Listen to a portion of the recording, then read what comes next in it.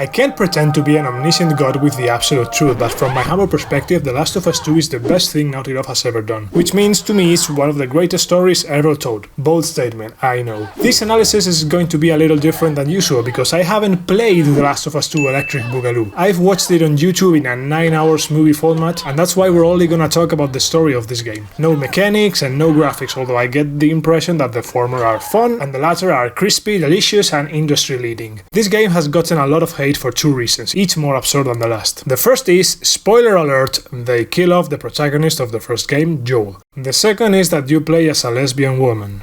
This is the more absurd of the two, in case you didn't notice. I want to make it clear that killing a character you like doesn't make any story objectively worse.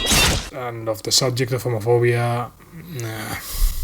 yeah. I've seen a lot of comments saying that we woke moralists point out homophobia as the main reason haters have to hate on this game, and that's a straw man, a filthy lie made to discredit the fine and reasonable people who only criticize this game because it's narratively broken to a point in which it insults art and narrative in general. Well, I don't know how to say this, but we woke moralists are right for a great many people. I've seen so many homophobic comments surrounding this game that I won't pretend not to know the reason behind the majority of the hate. Among those who wield arguments, however, their favorite one is Joel breaking character, which I'd like to refute. Joel would never trust a stranger, he'd never told anyone his name. He needn't, his brother made that choice for him. I'm Tommy.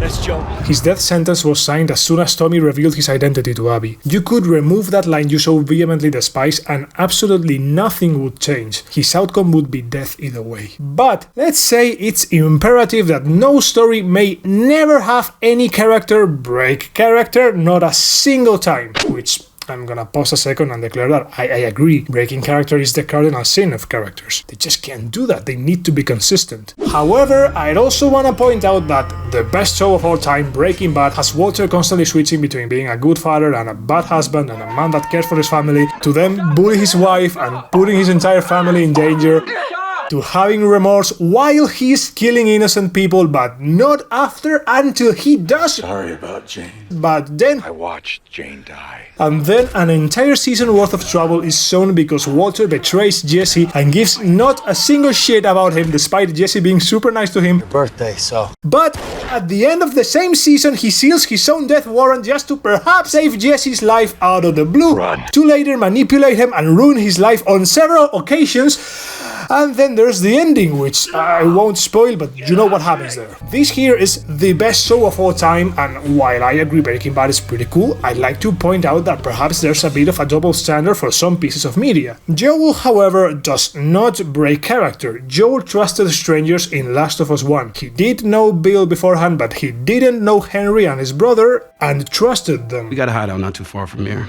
Right, take us there. He did not tell them his name, but he did follow them to her hideout. What a coincidence, just what happens with Abby's group. And he also kind of trusted this soldier at the beginning of the game not to... What kind of argument is that? Of course pre-Last of Us 1 Joel trusted people, but Last of Us 1 Joel would not. Oh, so Joel can change.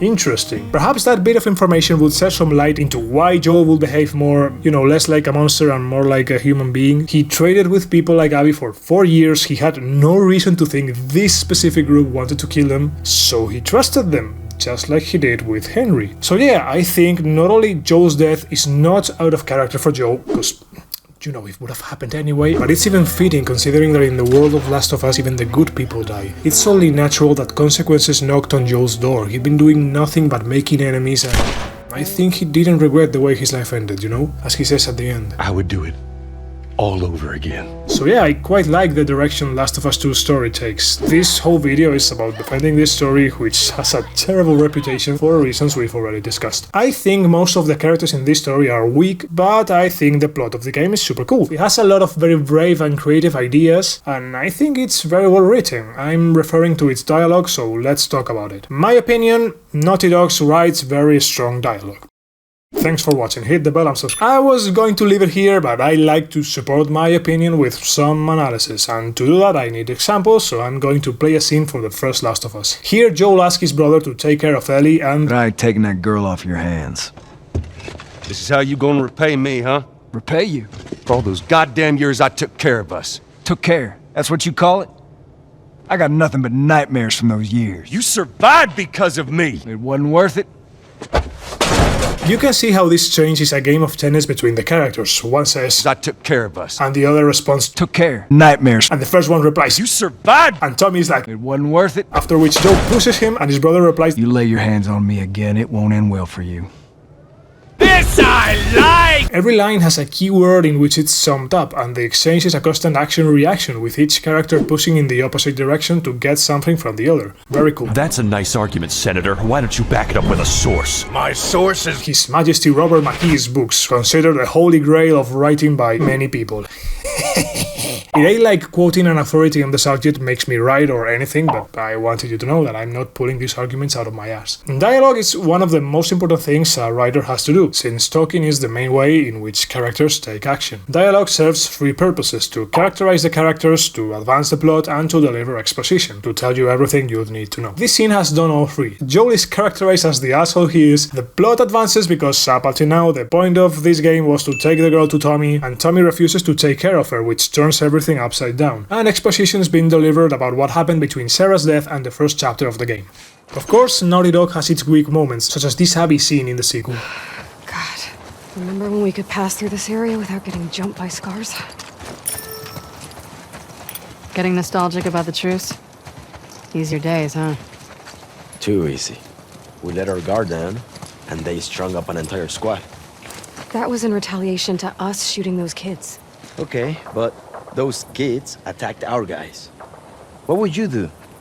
I don't know, not riddle them with bullets? This is very out of character for Naughty Dog's writers. They dropped the ball here. In this scene, the characters are rubbing the information in your face. They could be even winking at the camera for what's worth. It's a conversation that the characters wouldn't have weren't they aware of the fact that there's an audience that they have to deliver exposition to. But as I don't want to give the impression that the first Last of Us is the only one that is well written, I'll give you another example. Notice here how naturally the characters give you the information of who and how Eugene was, the fact that he's dead, how he died, and at what age. Who do you used to do this route with? Jesse? Eugene.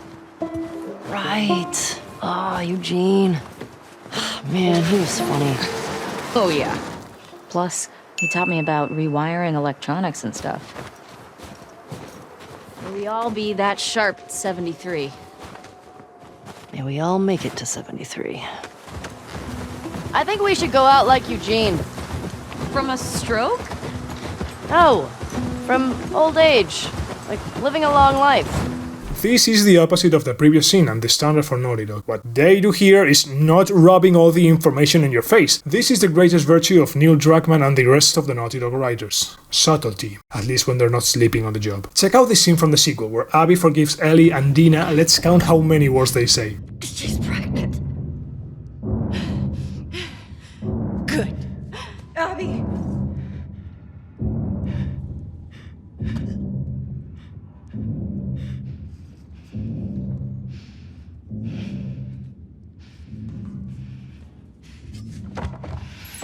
Four.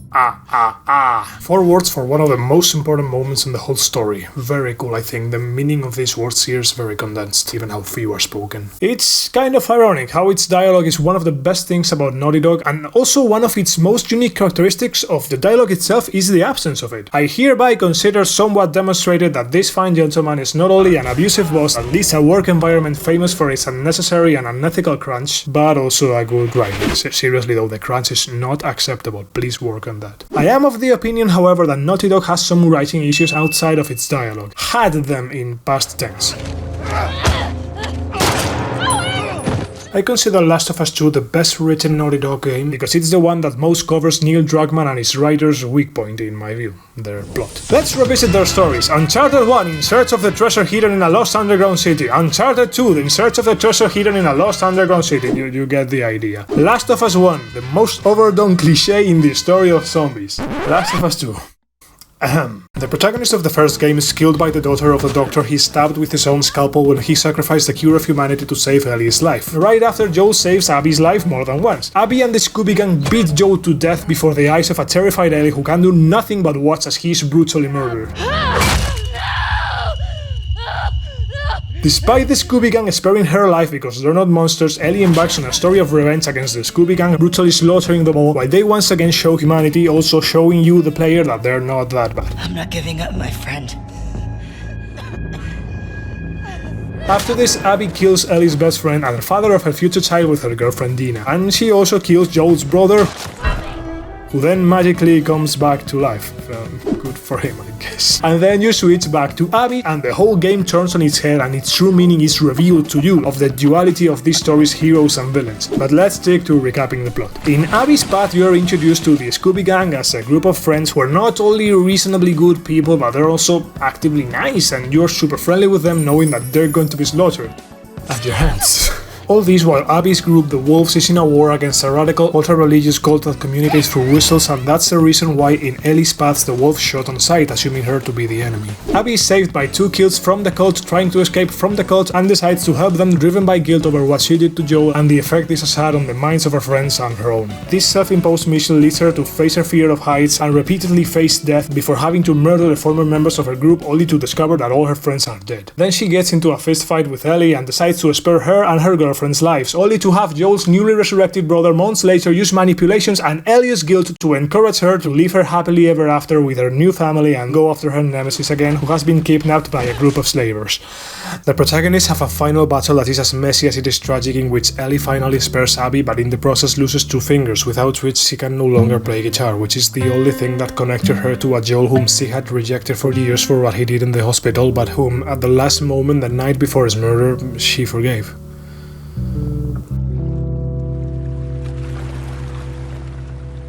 That is the plot of The Last of Us 2. A bit of an improvement from cliché zombie movie and cliché adventure movie. Some may say the sequel is just a cliché revenge movie, which I wholeheartedly disagree, because not only it is very well told, but it's also very brave and inventive in having you play half the game as the villain. The better half the game, if I may be so bold. Not only is this an inventive and creative piece of art, not only has plot for literally the first time in decades for this studio, but it's also a coherent and well thought out story, in the sense that the things that are happening in one of the paths are also happening in the other and have a new meaning when you explore them from that perspective. Example, Ellie is hell-bent on killing Abby, but she's given her friends the excuse that no, what she really wants is to find Tommy. They learn that a sniper is in one place while Abby may be in another. Of course, Ellie goes to the other, and several hours later you learn that Abby was with the sniper trying to kill him. Get down! Abby, what the fuck? Meni. You by yourself? Yeah. Shit.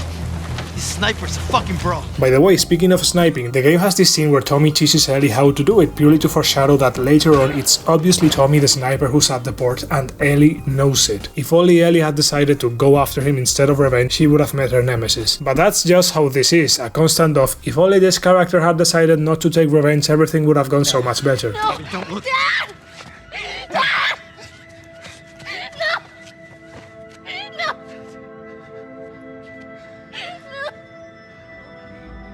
Get up. Joel, fucking get up. Please stop. Please don't shoot. Joel, please get up. No! No! No! That's the theme of The Last of Us 2 to my mind, the cycle of violence and hatred, and how you have to actively choose to pursue happiness and not revenge. And in addition, I think the game is about forgiveness, or forgiving Abby for killing Joel, or forgiving Joel for what he did in the previous game, or forgiving Ellie for killing her friends. Killed my friends. And forgiving yourself. I don't need your fucking help, Joel.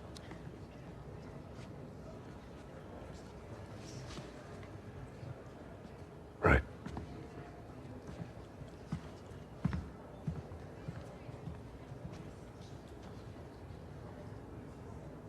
Hell of a theme that some people have criticized as too cheesy, grown-worthy, and I don't know, I guess generic and uninspired.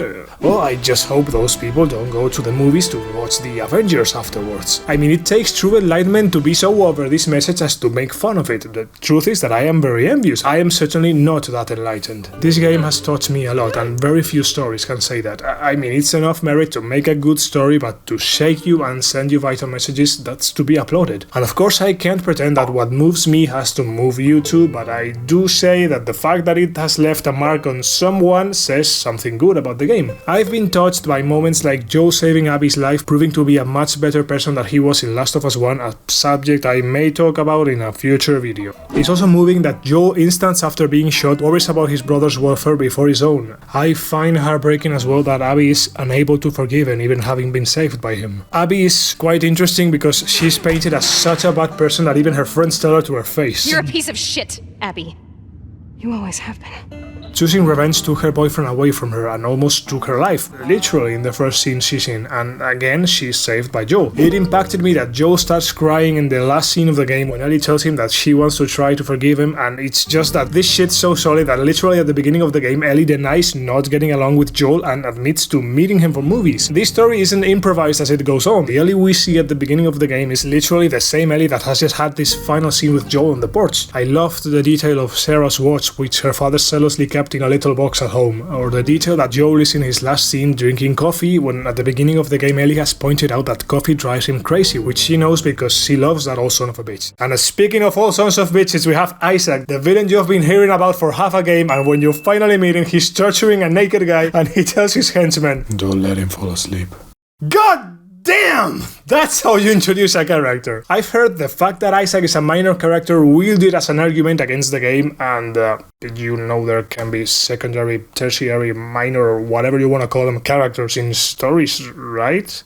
Whatever, where was I? When I said Naughty Dog used to tell very simple and loose plots, I didn't mention that it does the same with its characters. Half of them are funny guy, I guess. I think because this other guy is behind them, the one who does the jokes and who writes almost all of Uncharted, because those games are huge. Okay, mango. What are you on about? Oh, it's my safe word. On the other hand, there are writers at Naughty Dog interested in serious, dramatic moments like this. He would go to the ends of the earth for you, Nate. Just don't ask him to.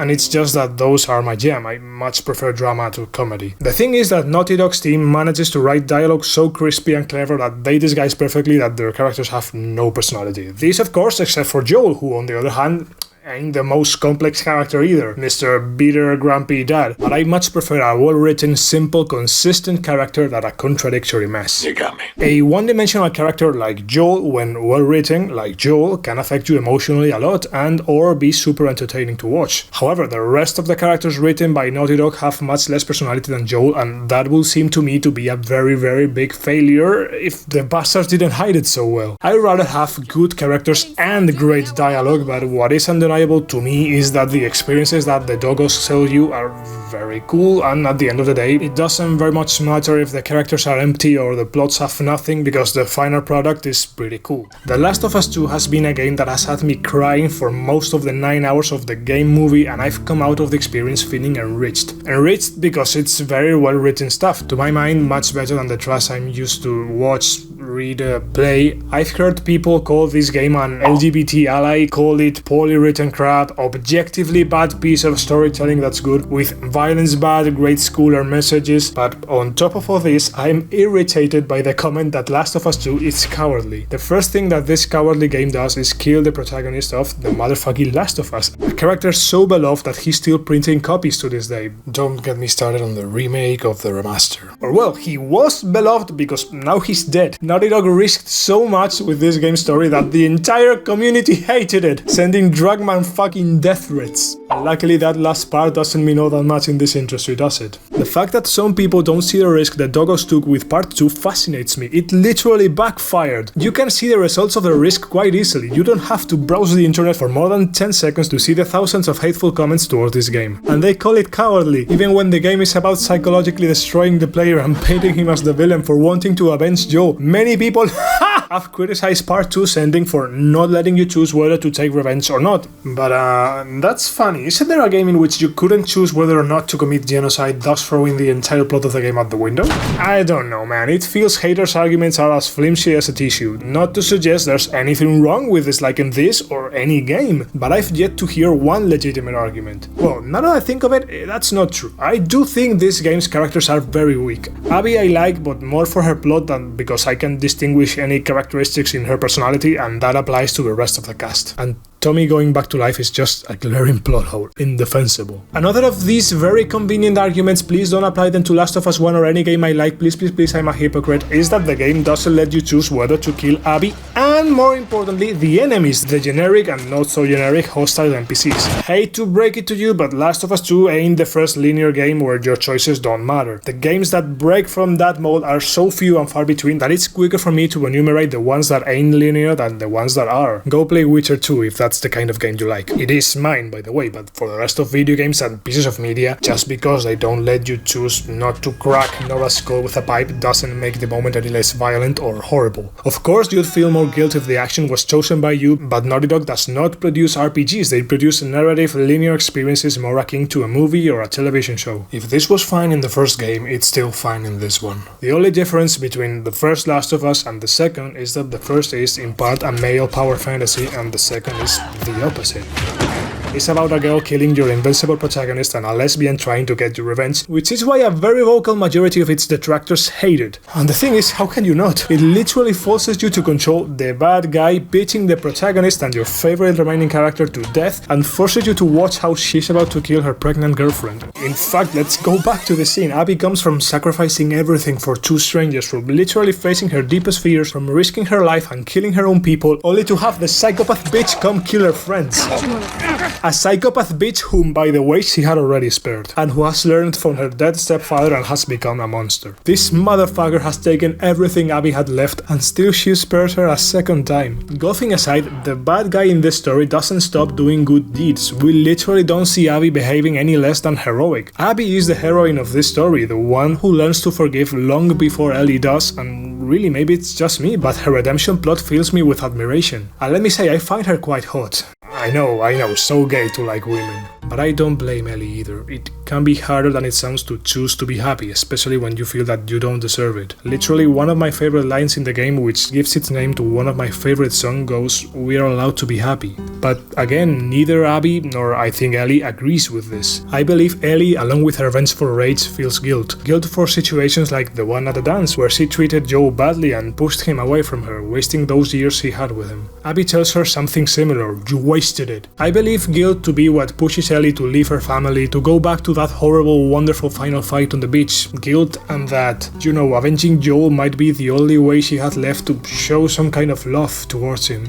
This mixture that the first game got so right, that sometimes the most horrible deeds can be done in the name of love. And love seems to be the deciding factor, the one that pushes Ellie towards forgiveness. Or maybe more than forgiving Abby, I think Ellie realizes at that moment that killing her is going to make absolutely no difference. She's already lost everything. Her best friend, her partner, her stepson, her stepfather. That's, I believe, why she cries her heart out, full of despair, while Abby sets sail in her more or less happy ending that she's more than earned as far as I'm concerned. This is what I mean when I say the game has touched me and enriched me, and I feel nothing but gratitude for Naughty Dog for giving me this instead of more of the same, which is what would have sold the most copies.